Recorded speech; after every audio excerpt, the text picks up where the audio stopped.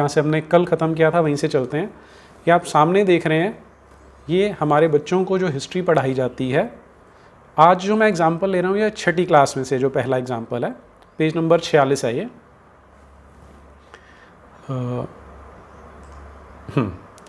यहाँ पे बच्चों को क्या पढ़ाया जाता है वो देखिए ज़रा। इनका कहना है कि ऋग्वेद में मवेशियों, बच्चों, खासकर पुत्रों और घोड़ों की प्राप्ति के लिए अनेक प्रार्थनाएं हैं। मैं आपको मेन पे ले जाता हूँ जिसे मैंने हाईलाइट किया था।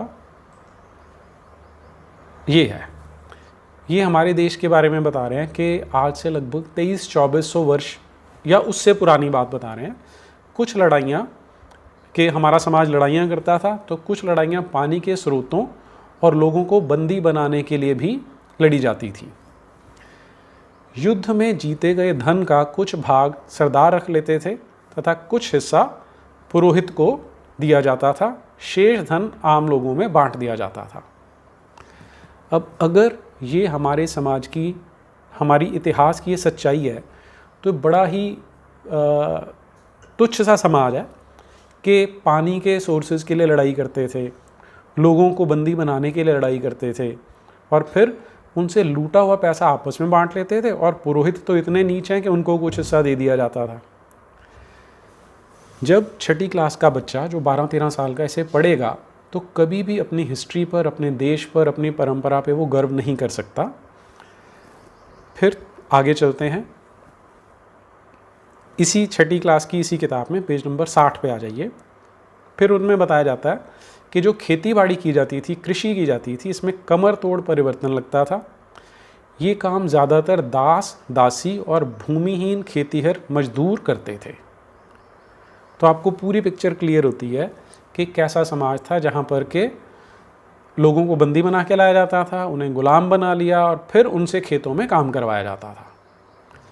ये एग्जैक्टली वो चीज़ है जो यूरोप में होती थी, लेकिन उसे यहाँ पर हमारे बच्चों को हमारे देश के इतिहास के रूप में पढ़ाया जाता है।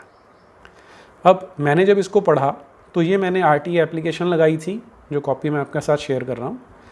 तो मैंने इनसे दोनों चीज़ें पूछी थी कि battles were also fought for land, some battles were fought for water and to capture people, कि इनके जो सोर्सेज हैं आप हमें प्रोवाइड करिए। और क्योंकि आप ऋग्वेद के समय की बात कर रहे हैं, तो ऋग्वेद में या वेदों में जो भी ऐसी ऋचाएँ हैं जो ऐसी बात करती हैं, उनकी कॉपी आप हमें प्रोवाइड करें। फिर ये NCERT का जवाब है आपके सामने। उनका कहना है कि हमारे पास इस तरह के कोई रिकॉर्ड्स अवेलेबल नहीं है। वो कह रहे हैं apart from the text as mentioned in the book, no other information in this regard is available in the official files of the department. तो उन्होंने मना कर दिया कि हमारे पास कुछ नहीं है। अब क्योंकि मैं हिस्ट्री नहीं जानता था, तो मैंने फिर हिस्ट्री को पढ़ना शुरू किया कि क्या वाकई में हमारा समाज आज से 2300-2400 साल पहले या ऋग्वेदों में ऐसा ही था। तो उस टाइम की बहुत ज़्यादा हमें हिस्टोरिकल डॉक्यूमेंट्स नहीं मिलते, लेकिन सौभाग्य से एक किताब हमें मिलती है। आजकल वो चाणक्य सीरियल आ रहा है, तो उसमें एक रेफरेंस आता है कि जब चंद्रगुप्त मौर्य ने अपना शासन स्थापित कर लिया था, तो ग्रीक एम्बेसडर यहाँ आया, मेगस्थनीज नाम का, जो पाटलिपुत्र जिसे आज हम पटना कहते हैं वहाँ पे रहा।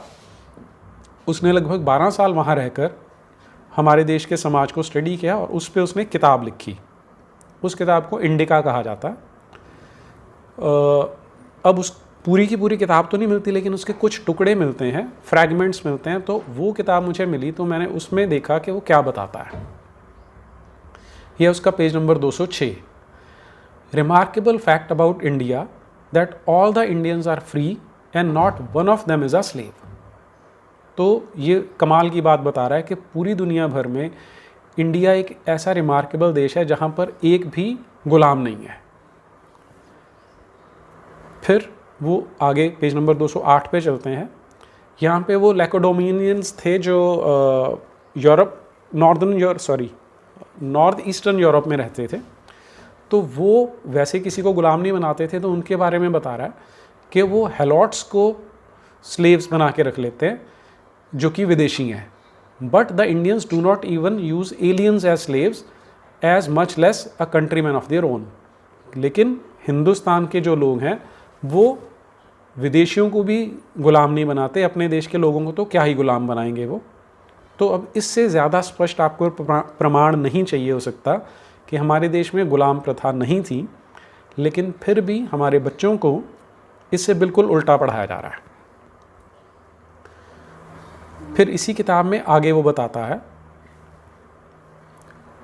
यहाँ पर ना वो जिसे हम कास्ट सिस्टम कह रहे हैं उसने भी शब्द कास्ट यूज़ किया हुआ है। After these the second caste consists of the tillers of the soil, किसानों की बात कर रहा है, who form the most numerous class of the population. They are neither furnished with arms nor have any military duties to perform, but they cultivate the soil and pay tribute to the kings and the independent cities. अब आगे बड़ा important है, in times of civil war the soldiers are not allowed to molest the husbandmen or ravage their lands. कि जब लड़ाई हो रही है तो भी जो क्षत्रिय हैं, यहाँ सोल्जर्स वर्ड है उसके लिए, उनको ये बिल्कुल अधिकार नहीं है, उनको बिल्कुल परमिशन नहीं है कि जो खेती करने हैं उनको परेशान कर सकें। Hence, while the former are fighting and killing each other as they can, the latter may be seen close at hand, tranquilly pursuing their work, perhaps plowing or gathering in their crops, pruning the trees or reaping the harvest.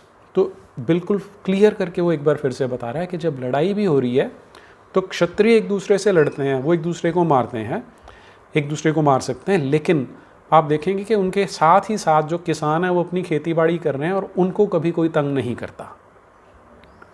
ये historical evidence है जो हमारे पास है। लेकिन हमारे बच्चों को पढ़ाया जा रहा है कि पहली चीज़, छोटी छोटी चीज़ों के लिए लड़ाई करते थे, लोगों को गुलाम बनाते थे और गुलामों से खेती बाड़ी करवाई जाती थी।